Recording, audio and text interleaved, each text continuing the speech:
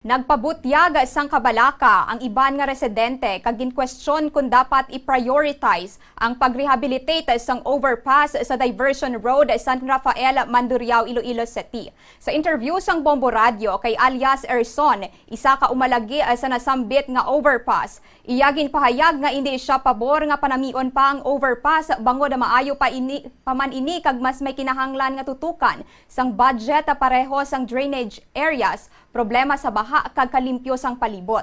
Lakip sa mga ginaobra amo ang pagbutang sang atop, tiles kag pagrepaint sang grills. Bisan pa nga may mga scaffoldings nga ginplastar sa overpass, bukas gihapon ini sa publiko kag wala sang sira sa dalom. Sa duha ka side kag wala man isang barricade nga nagapugong sa mga nagalabay. Makita man ang elevator nga naguba nga ginpahayag na igo sang kilata sang Hunyo 20, 2025 base sa papel nga nakatapik nga may sulat, "Sorry, elevator is under repair cause of damage." Lightning strike sang Hunyo 20, 2025.